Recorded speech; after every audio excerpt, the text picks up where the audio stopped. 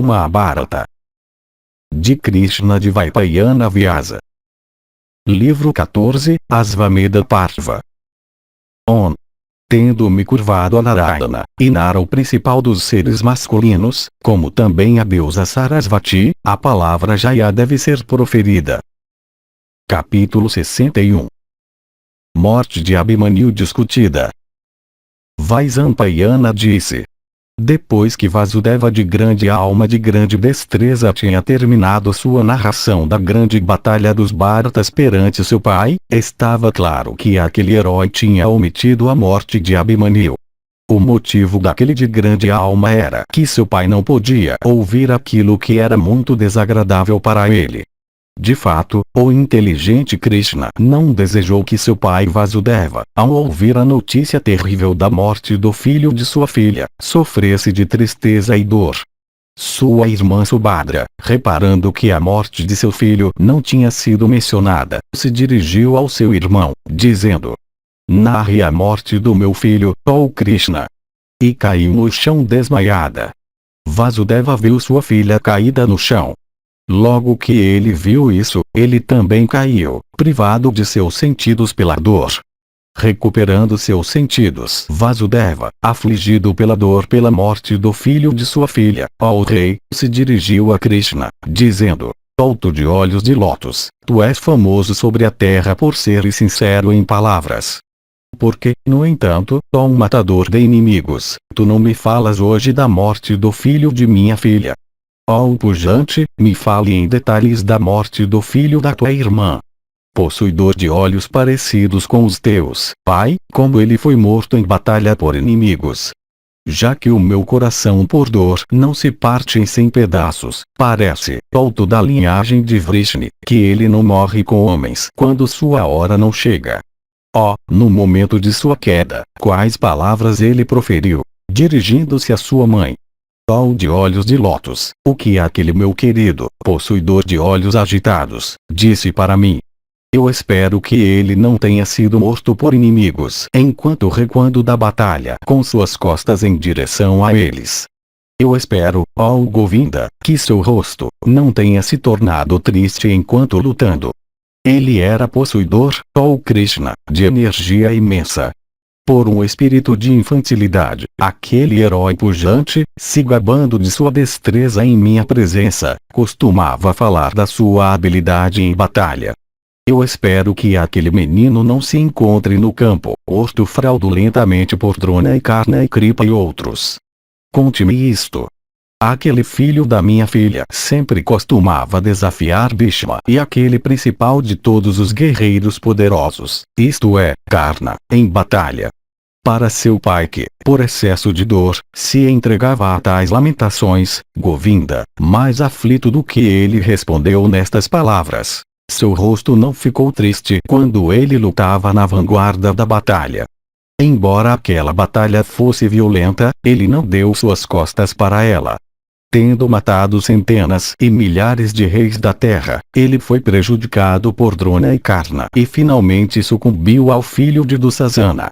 Se, ó Senhor, ele tivesse combatido 1 a 1, sem intermissão, ele não poderia ter sido morto em batalha, nem mesmo pelo manejador do raio. Quando seu pai Arjuna foi afastado do exército principal pelos Sansapitakas que o desafiaram para lutar separadamente, Abhimanyu foi cercado pelos heróis Kaurava enfurecidos encabeçados por Drona em batalha.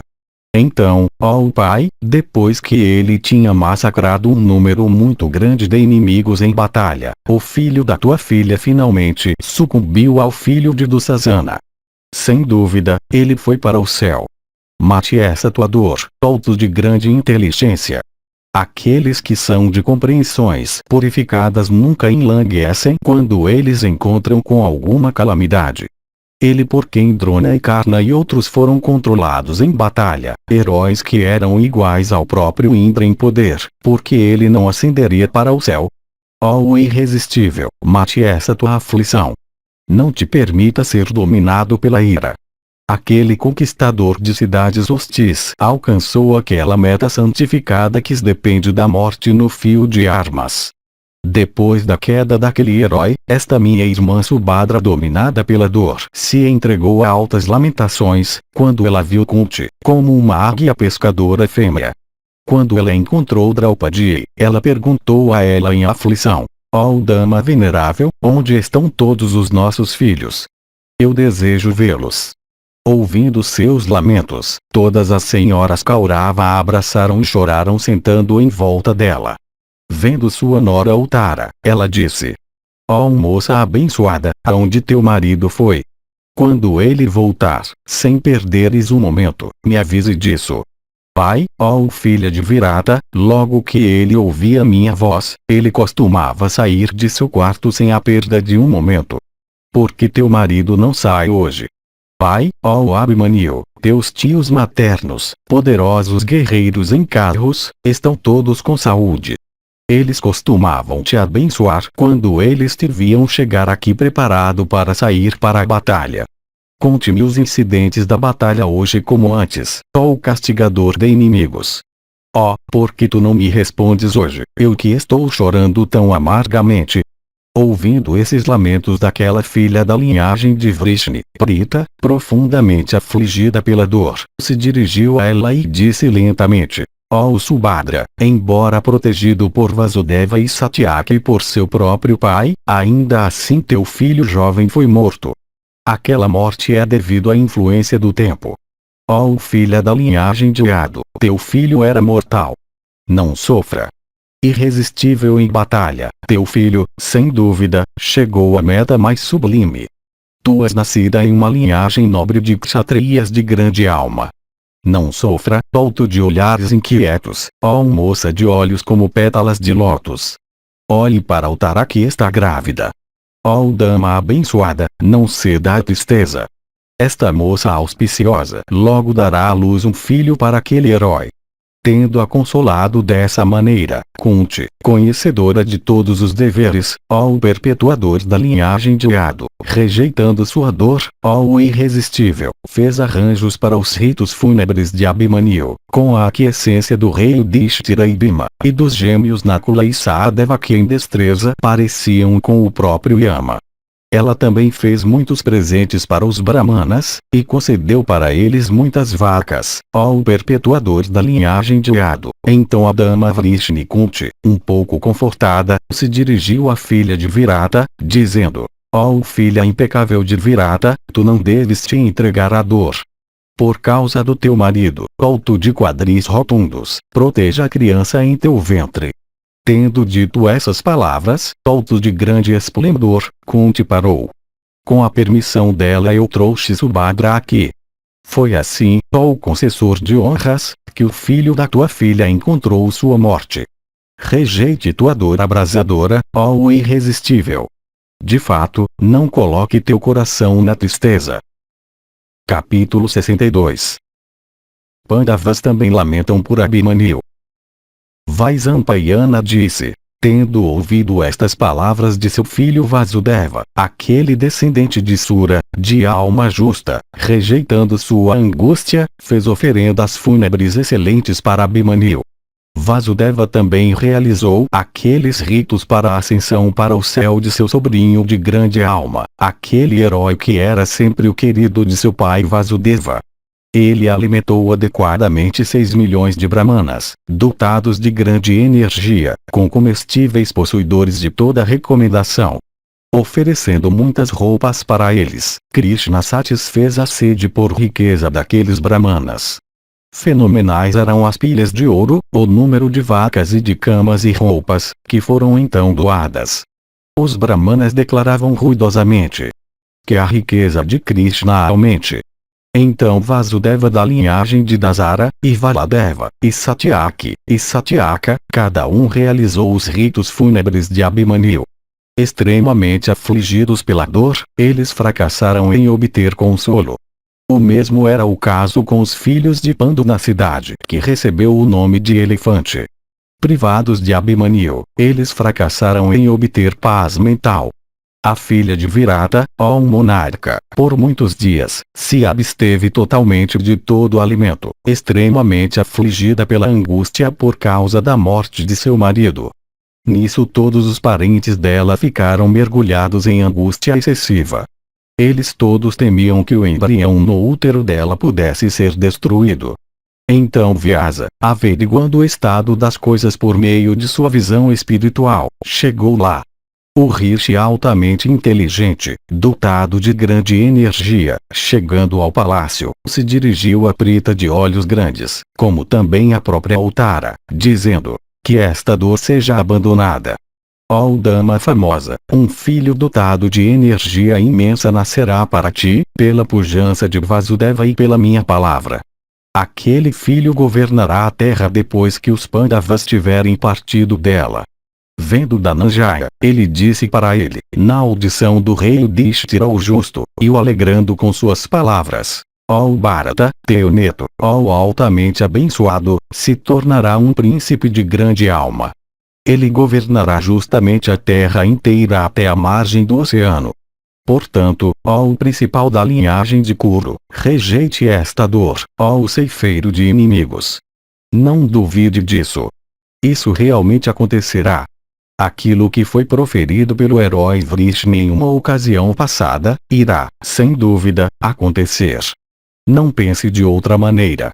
Com relação a Abhimanyu, ele foi para as regiões das divindades, conquistadas por ele com suas próprias ações. Aquele herói não deve ser lamentado por ti ou, de fato, pelos outros Kurus. Assim endereçado por seu avô, Dhananjaya de alma justa, ó rei, rejeitou seu pesar e até ficou alegre. Teu pai, ó príncipe, que és conhecedor de todos os deveres, começou a crescer naquele útero, alto de grande inteligência, como a lua na quinzena iluminada.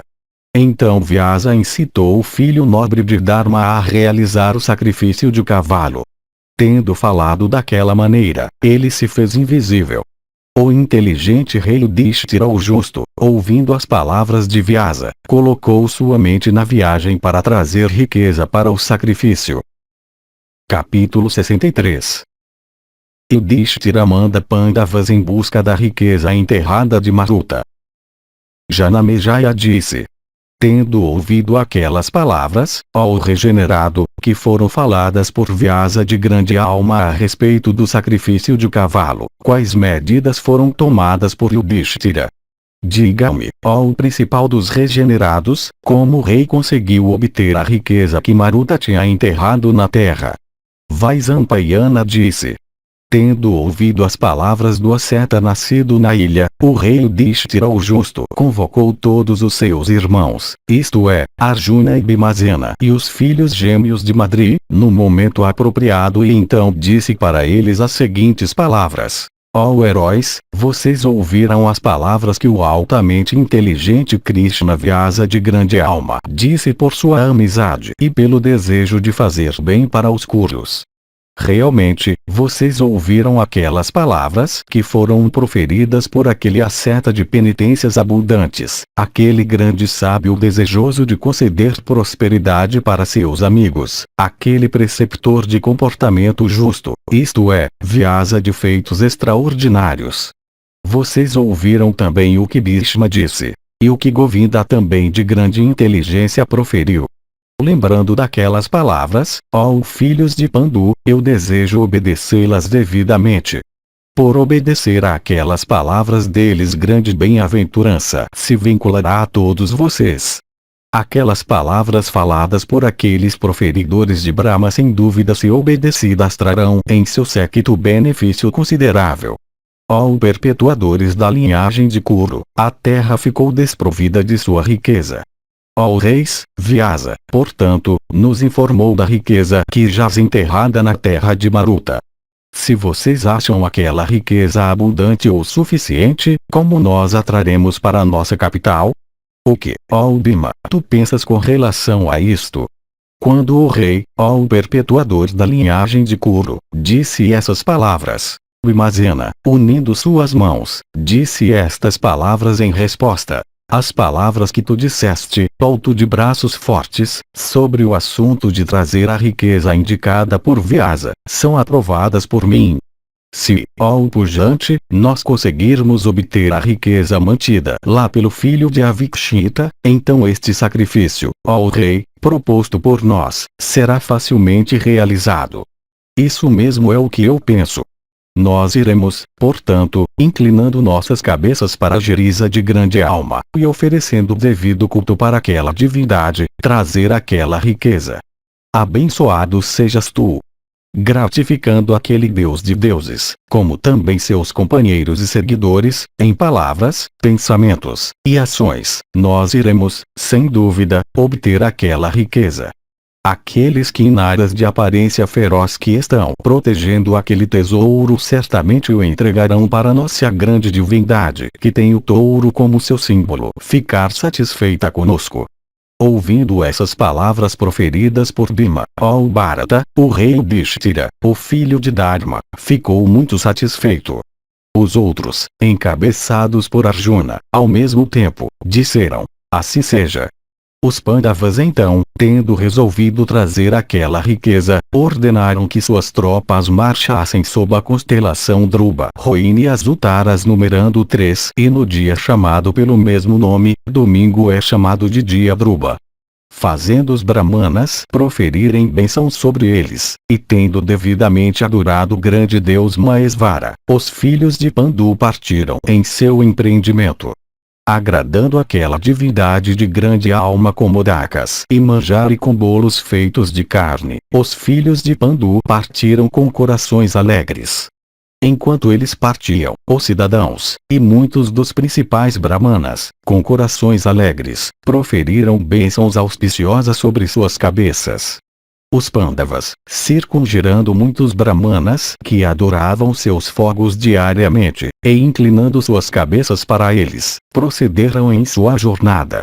Recebendo a permissão do rei Dhritarashtra, que sofria de angústia por causa da morte de seus filhos, de sua rainha Gandhari, e de Prita também de olhos grandes, e mantendo o príncipe Kaurava e Yutsu, o filho de Dhritarashtra, na capital, eles saíram, adorados pelos cidadãos e por muitos brahmanas possuidores de grande sabedoria.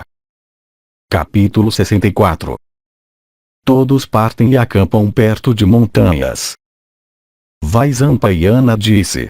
Eles então partiram, com corações alegres, e acompanhados por homens e animais todos os quais estavam igualmente alegres.